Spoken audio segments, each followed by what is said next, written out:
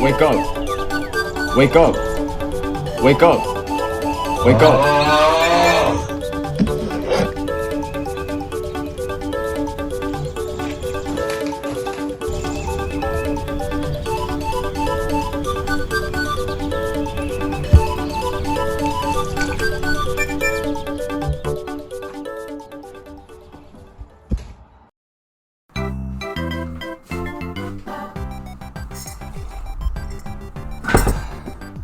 Something that has always interested me as an artist is the science around improvement. How do some artists get so damn good so quickly? And why do other artists seem to take way longer to learn the same things? Are they just smarter, more talented than us? Or is there something else that they know that we don't? Okay, let's slow down for a bit. And let's first acknowledge the fact that sometimes it is because they just have way more mileage than you. And obviously don't compare yourselves with them because there's not much you can do about it. The truth is, some artists just have better systems in place, more efficient learning strategies that over time compounds their growth exponentially and puts them ahead of the rest. And so in this video, I want to share with you how easy it actually is to grow as an artist. And no, I'm not going to be giving you generic art advice like, did you know that if you drew more, you'll get better? Like, over time? Rather, I'll be sharing with you the things that I've learned along my art journey on how I grew from barely knowing how to draw in general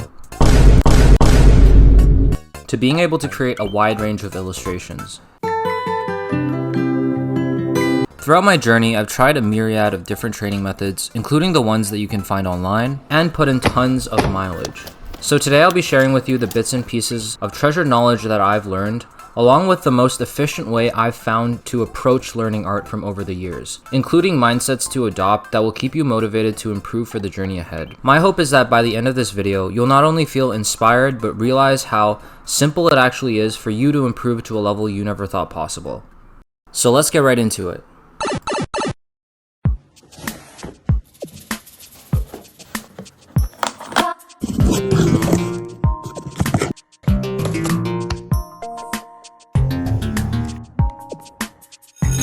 Mitochondria is the powerhouse of the cell. So anyways, there I was in my 10th grade science class. I had just watched a thought-provoking video from an artist on YouTube talking about how she switched careers from her boring 9-to-5 coding job and how she didn't want to live with the regret of choosing a safe, stable, but boring career. It got me thinking about what I wanted in life and how I should start taking my own career choices more seriously before it was too late. And so I made the decision to start taking art more seriously to see where it would take me. But learning art seemed so intimidating. There was way too many things I needed to learn. Whether it's composition, lighting, or knowing how to use the right colors, I had no idea where to begin. Luckily, unlike most people, I was very simple-minded and didn't overthink. I just told my parents to take me to the nearest art class, and that's where it all started.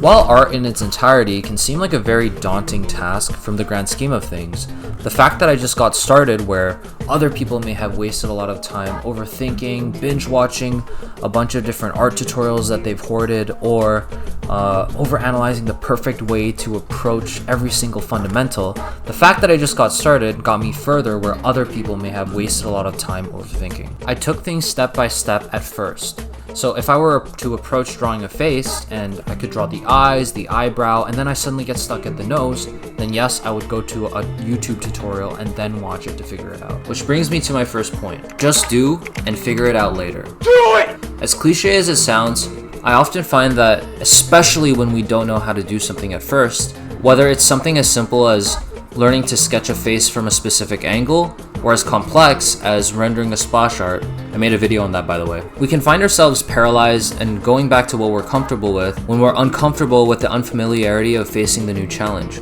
Whether it's going back to drawing the same old angle of faces you always draw, or only drawing portraits, or never learning how to properly paint backgrounds. Because it's so easy for all of us to default to what we're most comfortable with, it's important to embrace the unfamiliar at first and trust that you'll figure it out. And that's what got me through the initial daunting stage of learning the basics. Stop overthinking and trying to figure it out before you actually try it. And now fast forward a couple of years, I started grasping some fundamentals. I also finally convinced my mom to get me that Proko's anatomy course. Please, I beg you. I beg you. and studied it thoroughly.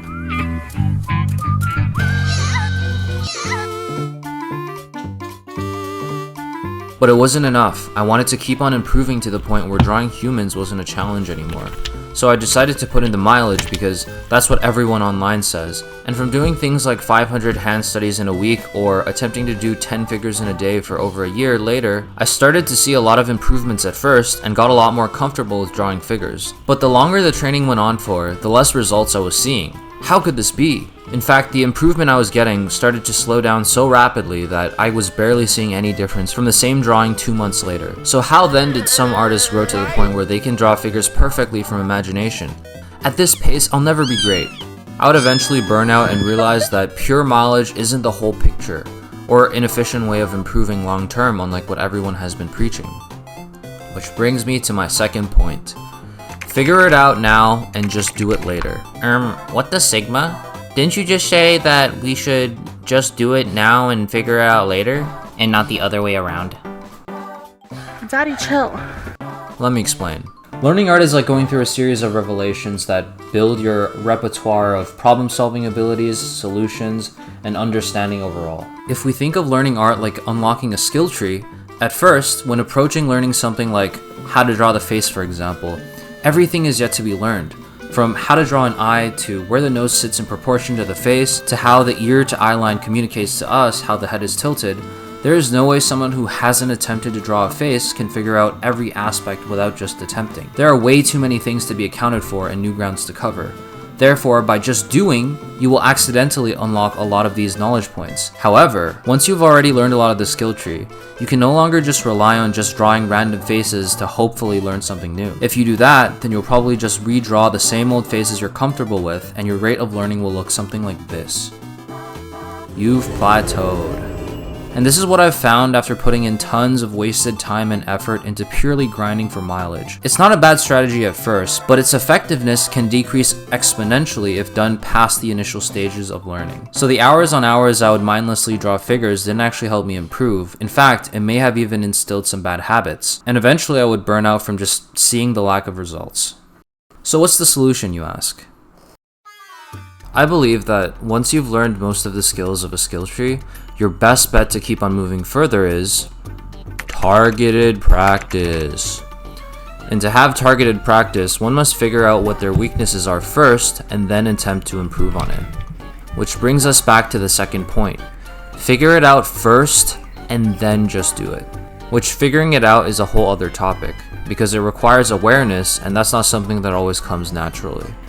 But you can visualize it as a timeline. In the early game, just grind it out, and the more late game you get, the more you'll have to figure out your weaknesses first to further refine your skills. And in fact, I think this concept can be applied to many skills, whether it's learning art, making music, or even filmmaking, for example.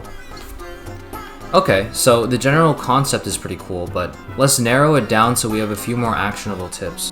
We can start by replacing every time I said figure it out with input, aka acquiring art theory or knowledge, and every time I said just do it with output, aka putting the theory into practice, for example attempting a full illustration. We can gain output through a variety of sources, the main ones being art books, art teachers, lessons or mentorships, and also doing art studies.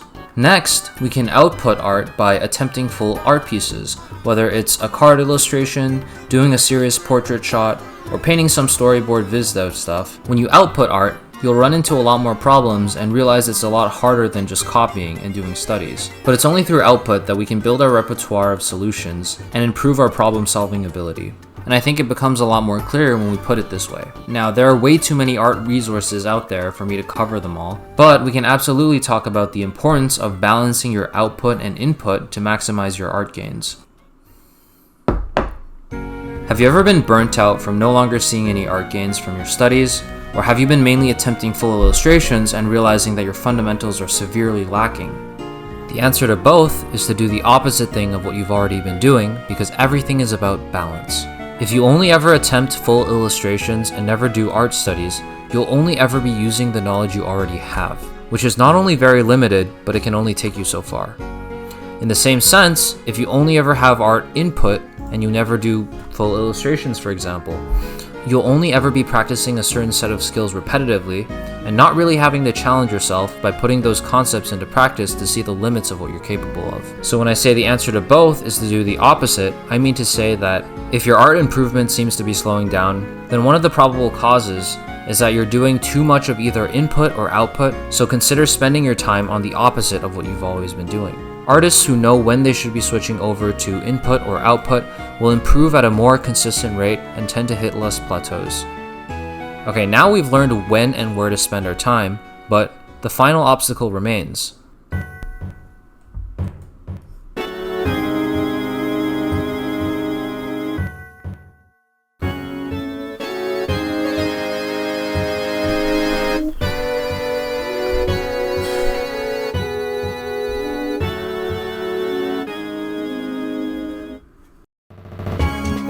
Especially in this day and age, when we lose motivation from getting frustrated or from feeling burnt out, it's so easy to get that instant hit of gratification to distract ourselves and escape from our responsibilities, whether it's video games or social media. And with that comes a lot of wasted time that should have been spent on learning. And obviously, you should always take a healthy amount of breaks every now and then, but from personal experience, it can get out of hand really easily if not properly regulated. And the more you get distracted, the harder it is to reset your mental for art. And I think your motivation/mentality is equally as important to building the momentum you need to improve exponentially. While I can't say there's one mindset that will universally help everyone with motivation, because we're all dealing with different things, I'll gladly share my solutions on what has helped me through hard times over the years, and hopefully it can be of some help to anyone else struggling with similar problems out there. Something I realized about motivation in creating art is that I would often put off art and procrastinate when it gives me the feeling of fear and uncertainty. That is, the fear of not knowing if I'll be able to meet my own expectations, or just the uncertainty of not knowing what the next step is. We've all been frustrated at our work at some point. If the painting isn't going our way, or we just don't know what's causing our art to look like shit,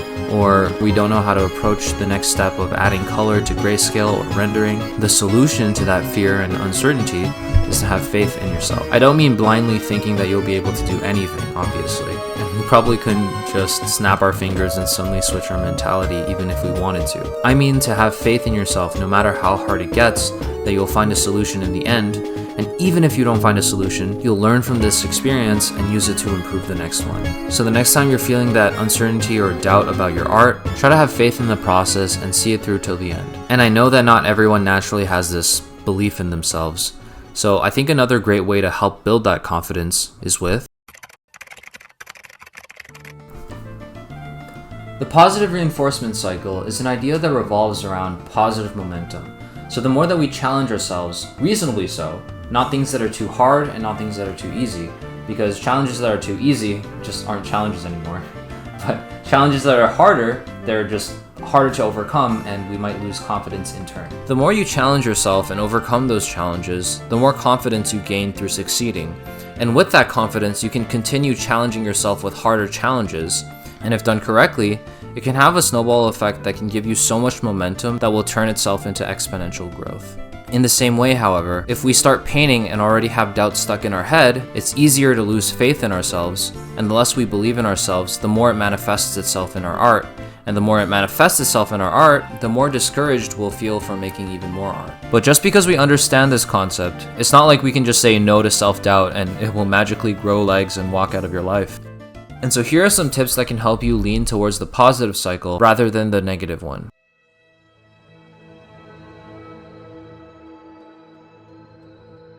Number 1, be patient with yourself.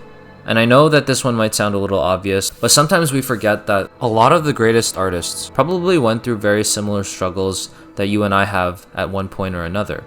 And if a human person can do it, most of the times it proves that it's not impossible for you either. Find art that inspires you and then challenge yourself with something you've been meaning to draw. And the challenge can be anything as long as it's not too easy or not too difficult, like I mentioned, but make sure it's something you want to draw.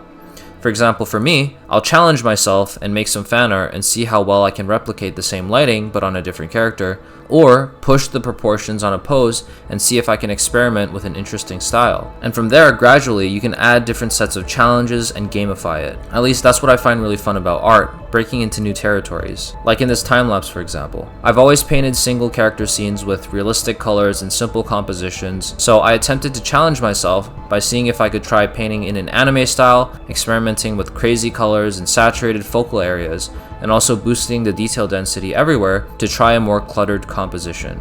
It's through these moments where we challenge ourselves that we find huge improvements. And by overcoming the challenges, we build confidence that starts the positive cycle and gets you that much needed momentum. To summarize, if you're unfamiliar and uncertain when starting to learn a new skill, just do it, and then figure it out. If you've only been putting in mileage and plateauing, figure out your weaknesses first, and then just do the targeted practice.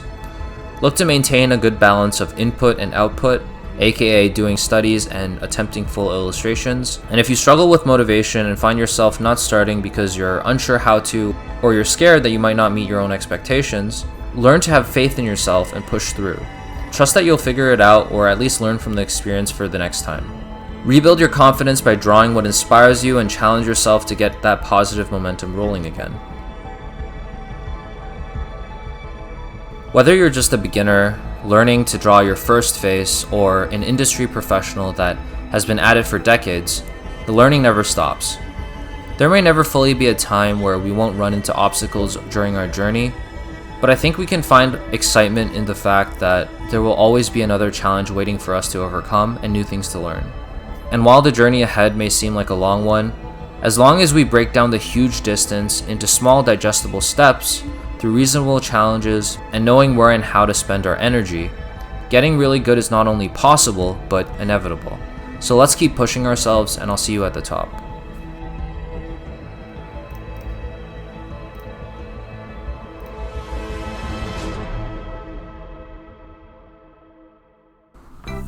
Thanks for sticking to the end of the video. I hope you enjoyed just as much as I enjoyed making it. It was definitely a learning process. I had a lot of moments where I was doubtful of how the video might turn out or how it might be received, but I'm still in the process of learning everything, so I do hope that it was of some value to everyone watching, and I really do appreciate all the support. But yeah. Oh, and also I'll be streaming on Twitch, so if any of you are ever curious or want to draw along with someone or want to watch me do art studies or pieces, feel free to come along. I think sometimes I'll even be doing art critiques, so if you are interested in that, feel free to follow me on my Twitch and my other socials. I'll probably be posting about when I will be live streaming there, so if you want to stay updated, definitely look to follow me there. But yeah, thank you for watching, and I'll see you in the next one.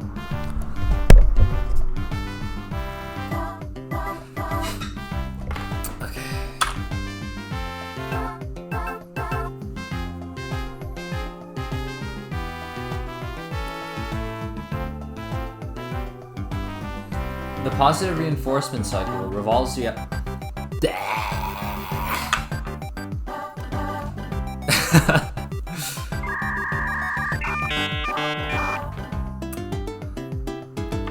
The positive reinforcement cycle revolves around the idea of positive momentum. Fuck. The positive reinforcement cycle revolves around the idea of building positive momentum. And we build that momentum through gaining challenges.